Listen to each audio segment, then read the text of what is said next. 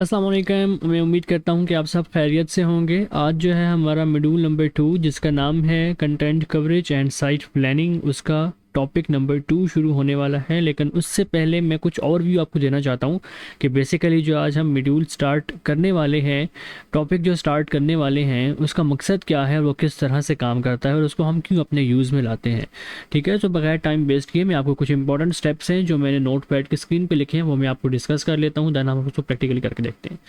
सबसे पहले आप देखेंगे what is content grouping, clustering और साइलो स्ट्रक्चर। ठीक है, अब टॉपिक है हमारा कि कंटेंट ग्रुपिंग क्या होती है, क्लस्टरिंग क्या होती है और साइलो स्ट्रक्चर क्या है, इसका ओवरव्यू, इसका बेनिफिट्स और how it will help you to get rank on SERP. Keyword clustering क्या होती है मैं आपको बता देता हूँ। सबसे पहले हम देखेंगे, गूगल के ऊपर जाएंगे, साइलो स्ट्रक्चर की एक हम डायग्राम देख लेते हैं। ठीक है, सॉरी, साइलो स्ट्रक्चर। अब हमने क्या लिखा है, तो अब यहाँ पे गूगल आपको कुछ कह रहा है, वो आपको एचरेफ की साइड से एक पैराग्राफ दिखा रहा है जिसमें है साइलो स्ट्रक्चर इज एन सी SEO is a type of website architecture where you group, isolate and interlink content about a specific topic. This creates clean, distinct sections of related content on your website. You can see that each silo consists of a main silo page and related content, all of which are interlinked. ठीक है, ये आपको वो कह रहा है। अब इसका मतलब क्या है वो हम डायग्राम से देख लेते हैं। लेट्स सपोज हमारी वेबसाइट के ऊपर मैं कोई अच्छा सा देख लूँ जिसके अंदर कुछ कीवर्ड लिखा हुआ, तो वो आसान हो जाएगा आपके लिए। चलिए हम इसी को ओपन कर लेते हैं जो एग्जाम्पल के तौर पे। मैं फिर आपको प्रैक्टिकली अपनी ही डायग्राम से एग्जांपल भी बता देता हूँ। एक हमारी वेबसाइट के ऊपर वेब पेज है जो हमारा एक पेरेंट टॉपिक हो सकता है, जो हमारी एक कैटेगरी हो सकती है। ठीक है, लेट्स अज्यूम कि हमारा, जिस तरह हम पिछली वीडियो में हम देख रहे थे, हमारी नीश है बेस्ट फिशिंग रॉड्स। हमारा टॉपिक जो है वो फिशिंग है या फिशिंग रॉड्स है। ठीक है, यहाँ पे आ जाएगा फिशिंग रॉड्स। अब नीचे आएगा बेस्ट फिशिंग रॉड्स। ठीक है, उसके बाद फिशिंग रॉड्स इन 2023, बेस्ट फिशिंग काइक्स या पैडल्स आ जाएगा यहाँ पे, और यहाँ पे शायद फिशिंग बॉट्स कर लें आप। ठीक है, अब ये हमारा कंटेंट का स्ट्रक्चर होगा जिसके अंदर सबसे ऊपर हमारा पेरेंट टॉपिक होगा, नीचे हमारी सब कैटेगरी होगी जो पेरेंट टॉपिक से सब होगी, रेलिवेंट होंगी। उसके बाद हम क्या करेंगे कि हम मज़ीद नीचे जो कंटेंट लिखेंगे उसको हम अपने सब टॉपिक के अंदर इंटरलिंक करेंगे। तो बेसिकली ये होगा क्या कि जो वेब पेज होगा वो लिंक होगा ऊपर सबसे। ठीक है, वो इंटरलिंक कर रहा होगा इन सभी के साथ, इन सब के साथ वो इंटरलिंक कर रहा होगा, और जो ये हमारी सब कैटेगरीज होंगी वो हमारी आगे जो हम आर्टिकल्स पोस्ट करेंगे उनके साथ इंटरलिंक कर रही होगी। इसमें एक चीज़ ये आपने फोकस्ड रखनी है कि ये कैटेगरी और ये कैटेगरी ये कभी भी आपस में इंटरलिंक ना करें, कभी भी ये कैटेगरीज आपस में इंटरलिंक ना करें, और ना ही इनका जो पोस्ट होगा, जो पेज आपने बनाए होंगे वो भी एक दूसरे के साथ इंटरलिंक करें। ये अपनी बाउंड्रीज में ही रहेंगे, ये एक दूसरे के साथ इंटरलिंक कर सकते हैं और ये सब अपने एक दूसरे के साथ इंटरलिंक कर सकते हैं। ये इसके साथ इंटरलिंक नहीं कर सकता और ये वाला जो है इसके साथ इंटरलिंक नहीं कर सकता। ये ऐसे चलते जाएंगे, और जो लास्ट आपका इस कैटेगरी का आर्टिकल होगा, लेट्स सपोज ये एक फर्स्ट हमारा पेज था, इसने इंटरलिंक किया इसके साथ। अब इसके बाद हमने आगे पोस्ट स्टार्ट किए तो इसने इंटरलिंक किया इसको, हमने इसके बाद पेज 2 बनाया तो पेज 1 को हमने इंटरलिंक कर दिया पेज 3 2 से, 2 को आगे 3 से अप टू सो ऑन। और जो लास्ट हमारा लेट्स अज्यूम 10वां आर्टिकल था, हमने 10 आर्टिकल्स लिखे हैं, लास्ट हमारा 10 आर्टिकल था, 10th आर्टिकल था, जिसके बाद हमने कोई आर्टिकल नहीं लिखा। तो अब हम उसको इंटरलिंक किसके साथ करेंगे, this is the main question. अब हम जो 10th हमारा article which is last article, उसको हम इंटरलिंक करेंगे दोबारा अपनी मेन वेब कैटेगरी के साथ। ठीक है, सो मैं आपको यहाँ पे एग्जांपल के तौर पे समझा देता हूँ। लेट्स सपोज हमारी एक कैटेगरी है बेबी नेम्स, ये हमारी मेन वेबसाइट हो सकती है, मेन टॉपिक हो सकता है या कैटेगरी हो सकती है बेबी नेम्स। अब हम इसके ऊपर रैंक तो नहीं कर सकते, ये तो बहुत बड़ा एक कीवर्ड है, बहुत बड़ी एक मार्केट है जिसके ऊपर बहुत बड़ी वेबसाइट्स भी आ रही होंगी। बेबी नेम्स के ऊपर हम कभी भी रैंक नहीं कर सकते। तो हम क्या करेंगे, हमारे पास एक सब टॉपिक है बेबी नेम्स विद अल्फ़ाबेट्स। ठीक है, अब बेबी नेम्स विद अल्फ़ाबेट्स एक टॉपिक है, baby names by country and region ये एक अलग टॉपिक है, baby names by decades years ये एक अलग टॉपिक है।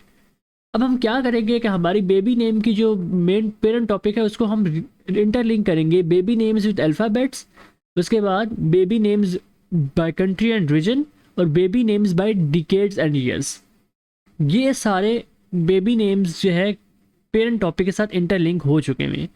अब हम इस जो हमारी फर्स्ट सब टॉपिक है उसके अंदर, जिसके अंदर हम कह रहे हैं कि अल्फ़ाबेट्स, इसके अंदर हम सब अल्फ़ाबेटिक कीवर्ड्स को डिस्कस करेंगे, आर्टिकल्स में लिखेंगे। लेट्स सपोज हम कहेंगे कि baby name start with alphabet ए, ये हमारा एक आर्टिकल है, उसके अंदर हम सब ए से बनने वाले बच्चों के नामों को कवर कर लेंगे। उसके बाद हम लिखेंगे बी सी ए टू जी, हम उसके अंदर ये कवर करेंगे। अब हम क्या करेंगे कि ए से जो हमने आर्टिकल लिखा होगा उसको हम इंटरलिंक करेंगे बी के साथ, बी को सी के साथ, डी सी को डी के साथ, और जी वाला आर्टिकल जो होगा वो हमारा एक लास्ट होगा, क्योंकि जी के बाद अल्फ़ाबेट्स में कोई नहीं आता। जी जब हम लिख लेंगे जेड को, जेड के बाद अब ये सवाल उठता है कि जब हमने ए बी सी को इंटरलिंक एक दूसरे के साथ आगे करते आए हैं, जिस तरह हम पोस्ट लिखते आए हैं, तो हम इसको कहाँ पे लिखेंगे, इसको किसके साथ इंटरलिंक करेंगे? तो ये क्वेश्चन जो है उसका आंसर ये है कि जी वाला जो आर्टिकल आपका लास्ट आर्टिकल होगा उसको आप दोबारा अपने पेरेंट नेम के साथ, पेरेंट कैटेगरी के साथ इंटरलिंक कर देंगे। ठीक है, ये आपका एक साइलो स्ट्रक्चर बन जाएगा। उसके अलावा कंट्री एंड रीजन हमने ए से स्टार्ट किया, अफगानिस्तान से, अर्मीनिया से, इसके बाद हम ऑस्ट्रेलिया में जाते हैं, उसके बाद अफ्रीका में जाते हैं, तो लास्ट पे हमारी जो कंट्री आ जाएगी जिम्बाब्वे आ गई है या जी से कोई और आती है, तो उसको हम इंटरलिंक कर देंगे दोबारा अपने पेरेंट टॉपिक के साथ। डिकेड्स एंड ईयर्स के साथ हमने शुरू किया जी 1990 में कौन सा नाम था, 2023 में कौन सा नाम लिखा गया, तो 2023 के बाद अब 2024 तो नहीं आया अभी तक, तो हम उसको इंटरलिंक कर देंगे बेबी नेम्स की कैटेगरी के साथ। ठीक है, अब यहाँ पे कुछ मैंने लिखा हुआ भी है, please follow the cluster above which are separated by relevancy, after covering them and interlinking they all will make rank in main keywords. All articles should must interlink with each other by following parent category.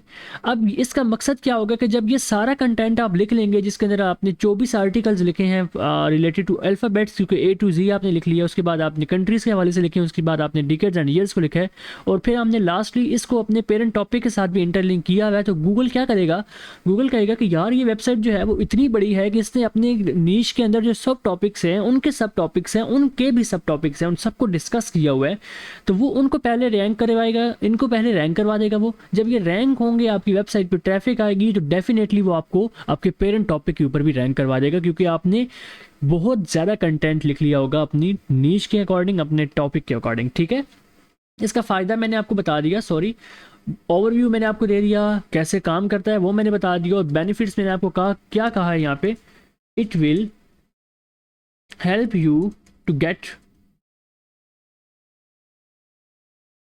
rank on parent topic, sorry, या category. ठीक है, ये आपको, जो आप बेशक साल 10 साल भी मेहनत करते रहते फिर भी आप बेबी नेम्स के ऊपर रैंक ना कर पाते, लेकिन जो ये आपने साइलो स्ट्रक्चर बनाया होगा ये आपको महीनों या एक साल के अंदर ही रैंक करवा देगा आपके पेरेंट टॉपिक के ऊपर भी, just because of these sub topics.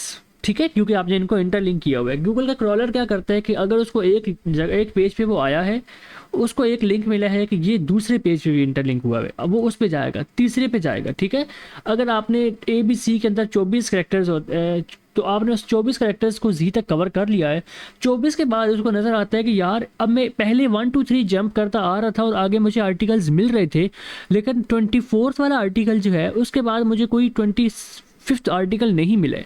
अगर आप उसको ब्लैंक छोड़ देंगे तो आपका सारा जो मेहनत आपने ऊपर किया वो ज़ाया हो जाएगी। आपने 24th को कर देना है मेन टॉपिक से, तो फिर जब गूगल 1 2 3 से करता करता आएगा और 24 वाले पे जाएगा और वो देखेगा कि आगे एक और लिंक है, वो डेफिनेटली इस मेन टॉपिक के ऊपर आ जाएगा, और वो देखेगा कि मेन टॉपिक जब उसने हंट कर लिया, उसको नज़र आ गया, तो वो देखेगा यार मेन टॉपिक के अंदर तो ये सारा कुछ और भी था, इस सब को भी इसने कवर किया हुआ है, तो वो उसको एक अच्छी पोजीशन देगा, उसकी नज़र में उसकी पोजीशन अच्छी हो जाएगी, रैंकिंग बढ़ जाएगी, इज्जत बढ़ जाएगी उसकी। ठीक है, तो ये था इसका ओवरव्यू, और ये how it will help you to get rank on serve वो भी मैंने आपको बता दिया। So that's it for today. हाँ, एक और चीज़, कीवर्ड ग्रुपिंग और क्लस्टरिंग क्या होती है ये आपको मैं बता देता हूँ कि लेट्स सपोज मैं यहाँ पे लिख देता हूँ नीचे, आपका कीवर्ड है बेबी नेम्स। ठीक है, उसके बाद आपका बेबी नेम्स स्टार्ट विद ए। अब ये आपका एक कीवर्ड है जिसके अंदर बेबी नेम स्टार्ट विद ए है, तो अब आप इसको, जो मैंने सेकंड आपको बताया था baby names by country and region, इसके अंदर तो नहीं लिख सकते। इसके अंदर आप कभी भी इस कीवर्ड को नहीं लिखेंगे कि baby name starts with region. आप हमेशा से एक नई कैटेगरी बनाएंगे कि कौन से अल्फ़ाबेट्स के साथ बेबीज़ के नाम स्टार्ट हो रहे हैं, तो वो हम अल्फ़ाबेटिक जो कैटेगरी होगी उसके अंदर डिस्कस करेंगे। इसी तरह अगर हम रीजन को या कंट्री को टारगेट कर रहे हैं तो उसके अंदर हम बेबी नेम्स बाई अल्फ़ाबेट्स को तो कवर नहीं करेंगे, हम उसके अंदर डेफिनेटली कंट्री को कवर करेंगे कि कौन से मुल्क के अंदर कौन से ज़्यादा नाम रखे जाते हैं। तो ये होता है कीवर्ड ग्रुपिंग। अब हम ग्रुप करेंगे कि ए से स्टार्ट होने वाला, बी से स्टार्ट होने वाला, सी से स्टार्ट होने वाला, सब जो है वो हमारे इस पेरेंट टॉपिक के अंदर जाएंगे, कैटेगरी के पेरेंट टॉपिक के अंदर जो अल्फ़ाबेट्स के रिलेटेड है। इसके अलावा अगर हम कहते हैं कि बेबी नेम्स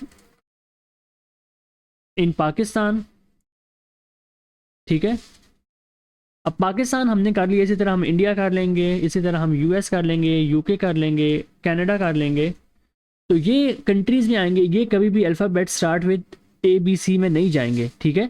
तो इसको हम कहते हैं कि ये हमारा कीवर्ड क्लस्टरिंग है या कीवर्ड ग्रुपिंग है, कि हम कीवर्ड्स को ग्रुप कर रहे हैं कि हमने किस कैटेगरी के अंदर, किस टॉपिक के अंदर किस तरह से इन कीवर्ड्स को लेके चलना है। ये कीवर्ड ग्रुपिंग और क्लस्टरिंग और साइलो स्ट्रक्चर एक ही होता है। साइलो स्ट्रक्चर बेसिकली ये है कि उसके अंदर आप इंटरलिंक कर रहे होते हैं, लेकिन जो आप कीवर्ड ग्रुपिंग और क्लस्टरिंग कर रहे होते हैं उसके अंदर आप अपने कीवर्ड्स को प्लान कर रहे होते हैं कि मैंने कौन से कीवर्ड को किस तरह और किस कैटेगरी में कवर करना है।